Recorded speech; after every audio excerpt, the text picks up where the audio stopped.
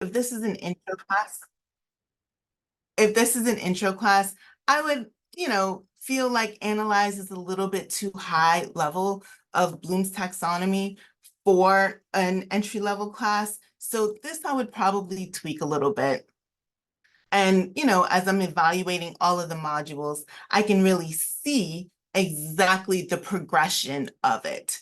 Now, if you scroll down to the bottom, it'll give you some ideas for assessments. Now they have it again at each module. So here they have the weekly discussion question. Students will participate in an online discussion related to the module topics. Lesson plans. So these are all really great ideas to start with, right? So now you have almost a nice working outline.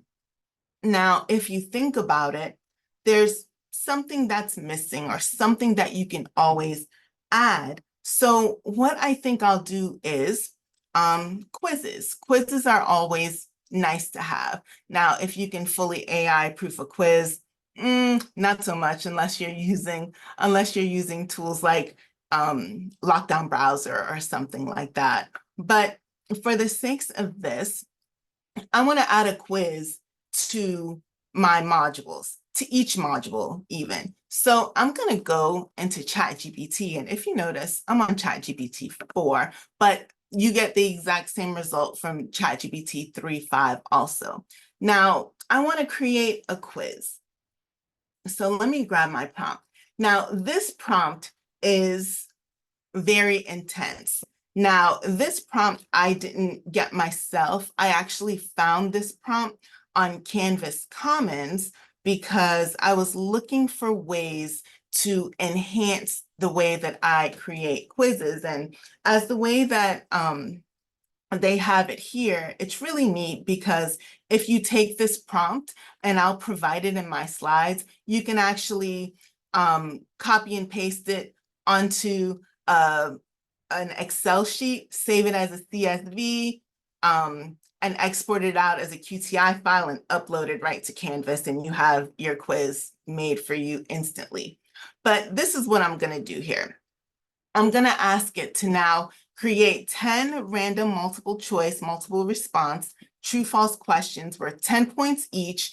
And I'm going to focus that on early childhood education. So I included the formatting here. Now this formatting is specific to how the CSV file will take it, right? And it's going to show you right in a table. Now, even if you don't use it in a CSV file, it's really easy for you to take these questions and copy and paste it directly into Canvas. So let's see what ChatGPT builds.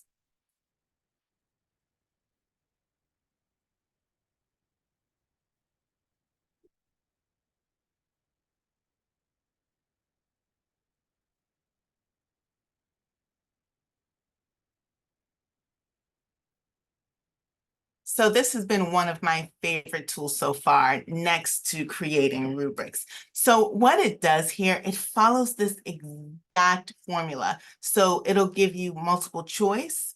As you can see, this field is all 10 points, the question, and then for the multiple choice, it'll say 1, 2, 3, 4, and 5. And this number represents each one of the answers. So for this question, you see that the answer here is number 1, to promote a holistic development, right? And the multiple response, you see 1, 3, and 4. So the answers would be safe environment, developmentally appropriate practices, and qualified teachers. So it goes on from there. So now we have our course description. We have the basics of our course outline, including overviews, learning objectives, discussion questions, and even ideas for a final. Now, with that final, I'm huge on rubrics. And like I said, creating rubrics in ChatGPT is my #1 favorite aspects because it helps so much. But again, it's really all about the prompt. So I know that Canvas and a lot of the other learning management systems all have, rubrics in a table format. So I'm going to ask ChatGPT to create an analytical rubric for a 10-page research paper on not instructional design, but early childhood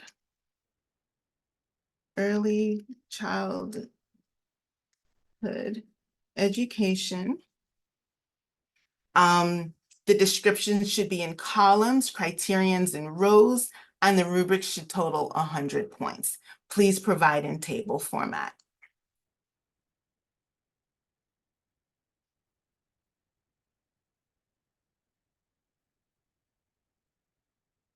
So now it'll build you a really nice rubric. It'll give you a lot of good ideas. And at this point, all you're going to have to do is copy and paste it in Excel and make your little tweaks. So long are the days of sitting and thinking of all the different aspects to put in your rubrics.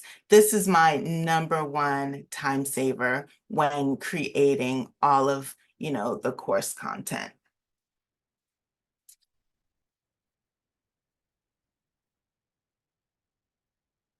So now what I want to show you is something different because I want to show you Perplexity. We've already gone over Grammarly, Claude, and ChatGPT, and I really want to save some time for questions, brainstorms, because I always like to hear what others are doing. But Perplexity is a little bit different, and I'll show you why. So I'm going to take that exact same prompt that I put in Claude about creating a course. And I want you to see the difference.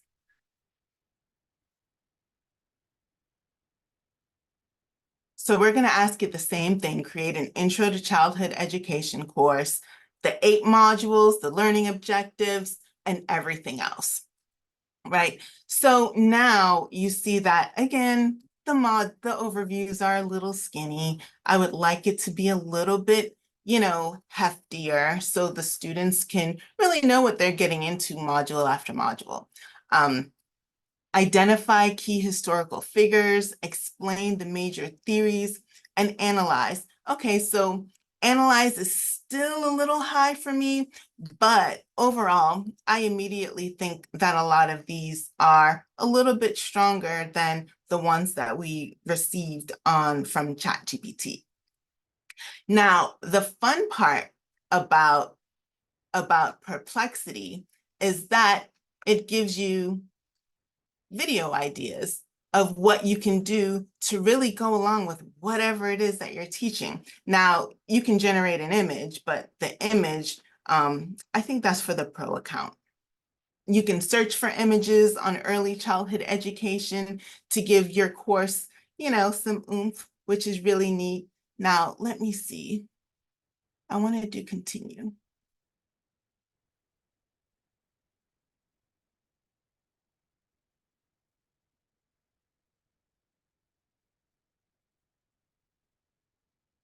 And then a lot of times when you're using Perplexity, most of the web articles are, real.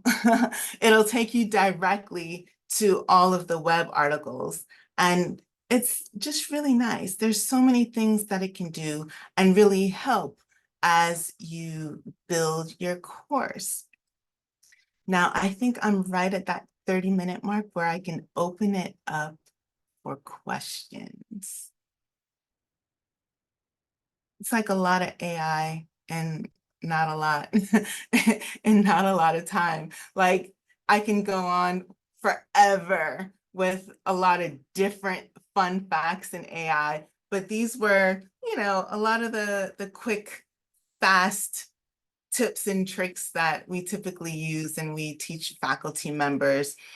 We actually have a lot of faculty development. We actually just had a session last week where we had maybe 6 or 7 faculty members in the course, and we had a workshop where they would bring a current course that they're currently teaching, and we would have them redo a module using a lot of the AI tools on enhancing it. So we looked at the Bloom's level And typically with blooms, I usually early childhood, like we said in the beginning course, would be more at a 100 level. So I would use the first level of blooms and then move up from there. So it was really a experiment module. Let me see. One of the questions in the chat is just if you tend to use one tool more for like any specific tasks more often than others.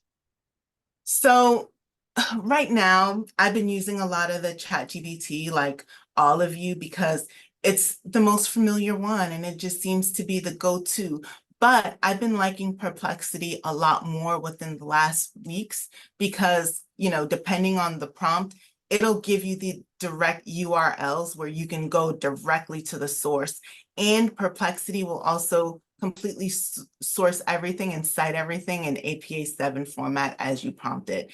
And ChatGPT still has a lot of, things where you would have to go back in and adjust. But from what I've seen so far, Perplexity, there's a little less edits that you would have to do when it came to APA 7 and a lot less research after you obtain your sources because it'll give you the direct links right there. So I think right now Perplexity is one of the up and coming AI tools or generative AI tools, I should say.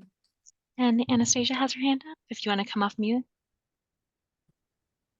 Hi, I am thinking about situations I've had as a faculty member where I was making, this is back in the day, and I was making photocopies of my assignments. And then I found that other professors were using my assignments, which I didn't mind. But if we're using AI platforms where somebody has put their assignment into the platform to enhance it or make it a little bit better, could we be, when we're asking these prompts, inadvertently taking somebody else's assignment without their permission because they didn't say, they just wanted to enhance it? Like, I am wondering, like, could we get into some seriously deep problems with this? Yeah, so there's a lot of ethical ethical questions that we still have when it comes to AI. And that's definitely one because as you upload something to AI or as you're feeding something into AI, it almost puts everything in a repository. So yeah, if someone asks a prompt, it can possibly grab bits of that is your assignment, grab bits of someone else's assignment, and to build the one that they provide to you. I always say make sure and cite whatever AI tool that you're using to. I think that's really important. So that way it's known exactly where your content comes from. How do you cite it?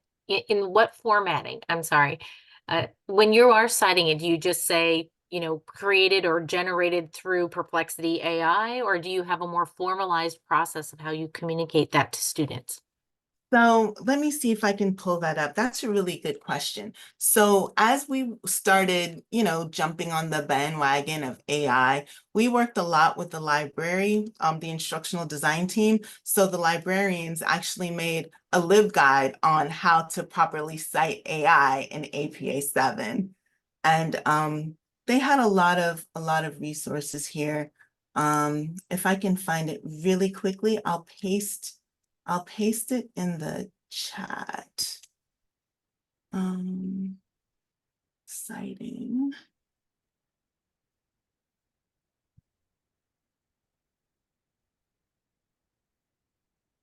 If I can't find it, I'll add it. I'll add it to my slide deck. Oh wait, here it is, I think.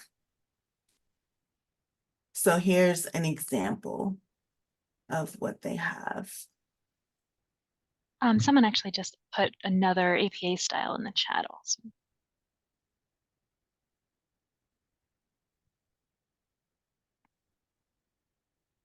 So that's just a quick sample. We have a lot of different ones on various AI tools, but that was the one specifically for ChatGPT. Another question in the chat is if it's possible to create your own library or a GPT with Perplexity. So I haven't done that part as yet. I've definitely done it with ChatGPT, and I've made, a tool within ChatGPT that'll combine everything together for me. So if I want to get rubrics, like I said, that's one of my favorite tools. If I ask ChatGPT now for an assignment, it'll automatically give me that assignment and it'll automatically attach a rubric to it. Not sure if I can do the same thing with Perplexity just yet. And another comment in the chat, could this be viewed as taking open education to the world? Would everything added in AI bot be considered open CC? In some aspects, it could be, but I think with everything comes a lot of research. So when I'm working with faculty members, we definitely go through all of the recommended textbooks just like we do any other time. But then we also do use a lot of open-end sources. Sorry. So ultimately, yes.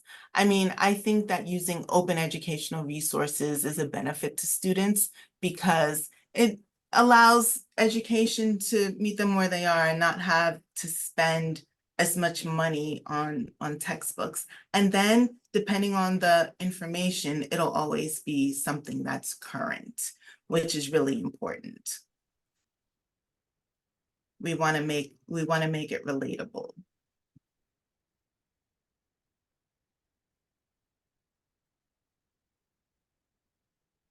We have another 6 or 7 minutes if we have more questions. Feel free to use the chat or come off mic.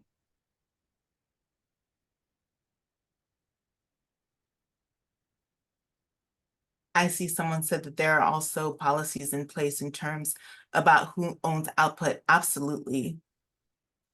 Now, yeah, they're definitely murky. Now, when it comes to student use of AI, it's funny because while some of the faculty members will say, yeah, I'm going to do all of this and create all of my tools in AI, and then you pose them the question, well, are your students going to be allowed to use AI to help them brainstorm ideas for your assignment?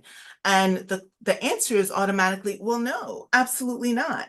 So then why is it okay for you to use AI to help you create it, but it's not okay to have students then use AI to help solve that problem or help brainstorm, simple answers to their case study? So you can go through a slippy slope with that one.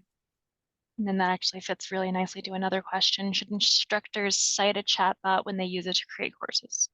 Absolutely, I think so. I mean, I personally think it's the right thing to do unless you just simply use it, like I suggest, as a brainstorming tool where you can get ideas from. If you're going to use that, copy and paste full-fledged, then absolutely. I feel that it would be a necessary citing.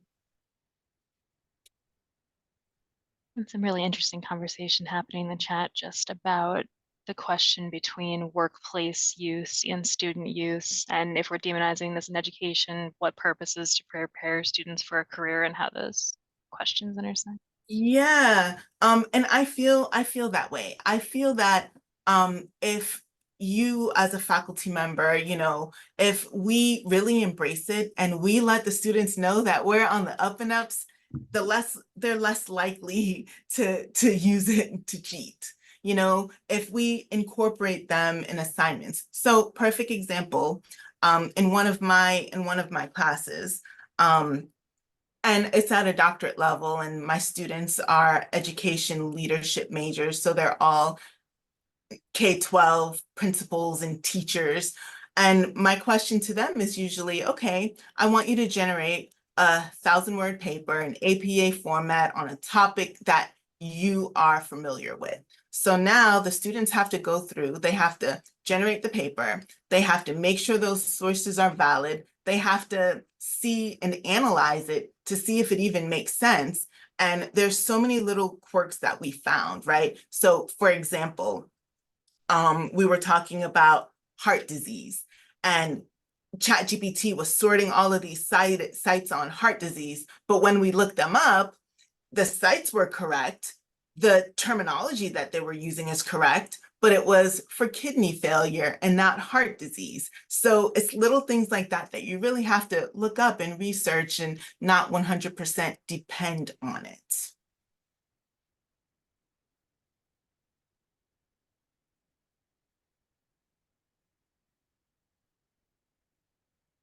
Are we doing students a disservice by turning away from learning how to use? I kind of think so, because it's the way of the future. I think we should start embracing it and really teaching students the right way to use it, because in the real world, there's going to be a lot of times where if they're a marketing major and they have to create something, they can get quick output. I feel that students still really need to know the fundamentals. And if they don't understand the fundamentals, they won't know how to prompt, and they still won't get great answers anyway. They really still need to learn the fundamentals, even in writing. That's the biggest one, the writing intensive classes, right? We need to absolutely teach students how to write, but there's little things that AI can help them with.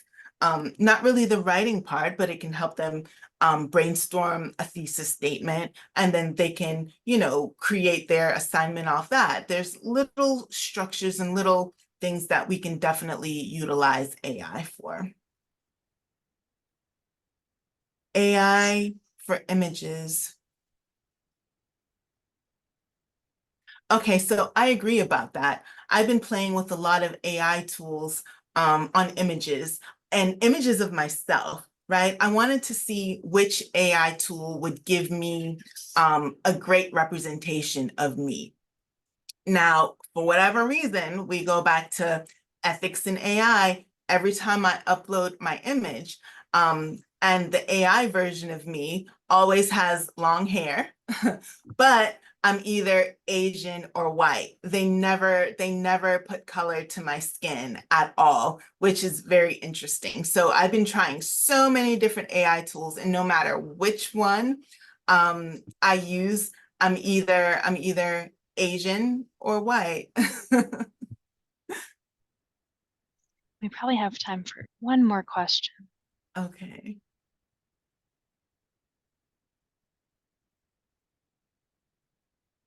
Was there any that I missed? Just a lot of really great discussion. Maybe the last thing to close us on is how to guide students in terms of using AI skills responsibly, which is a huge question, but if you want to give it a quick. I feel that needs to happen right when they enter the university. There's always the 101 classes, and there's always the freshman classes. I think if they start realizing that it's okay and it's comfortable, and they're not, being looked down upon if they use it, and to know that we're embracing it, it'll make them feel a little bit more comfortable. But right then, in the beginning, if we teach them the right ways versus the wrong ways, I feel that it would be a lot better, because right now, some students, they don't see using AI as cheating, right? That's a big thing. They don't see it as cheating. They see that if they contract someone to write their paper, they see that as cheating. They see if they take a paper from one of their peers, they see that as cheating. But students say, hey, that's kind of like my friend. I've had a student tell me that in an academic dishonesty case. The student said, I got help from a friend, and my friend like turn it in says it's 100% AI generated. So who's your friend? But if they learn the fundamentals from the beginning, I think it'll be an easier transition as they move forward. Absolutely. Well, thank you so much. This is an amazing session. Appreciate everyone's engagement in the chat. If you still need it, the code for this section is AI_magic. And we've got a quick break before we come back for a few more lightning sessions at 4. So thank you so much again, and hope everyone can take a couple minutes. Thank you, guys.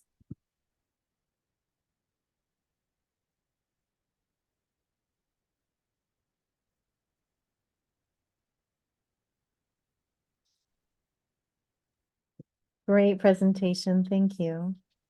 Thank you.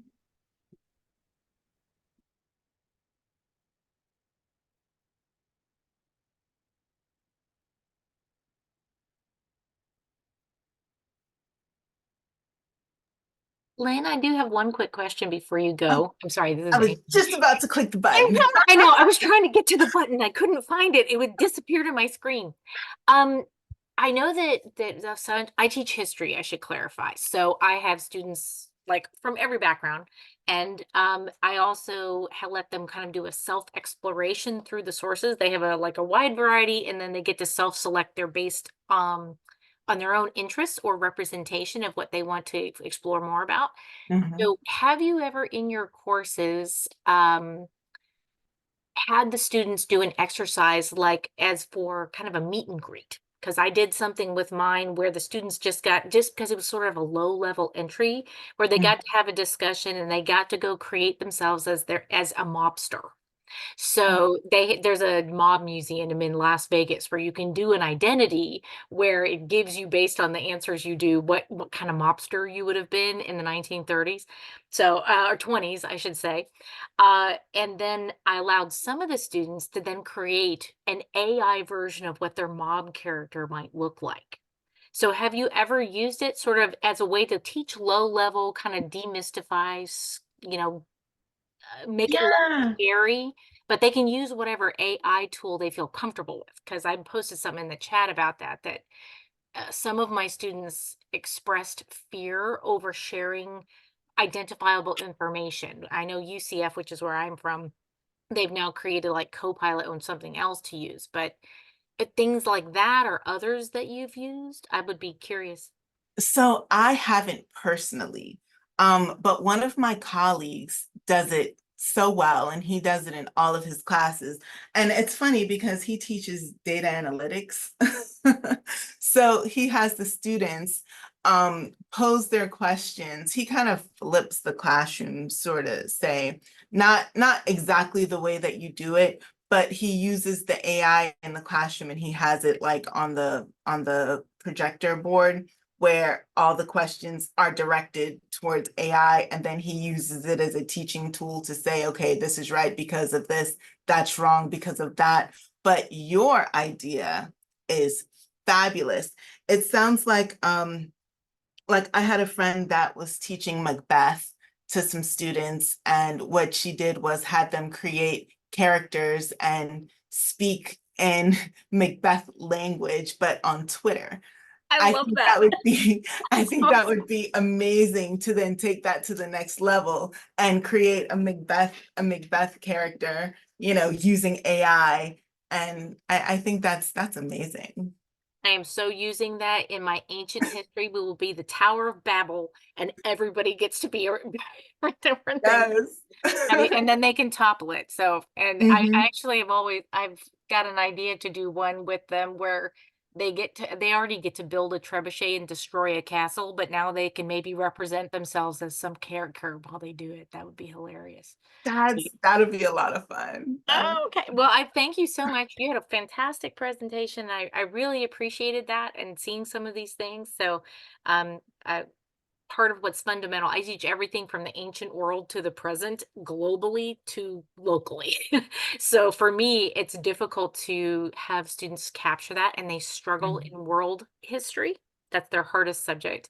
So this is a great way for us to kind of break down a few barriers. And so I love that. That's awesome. Exactly. Thank you so much.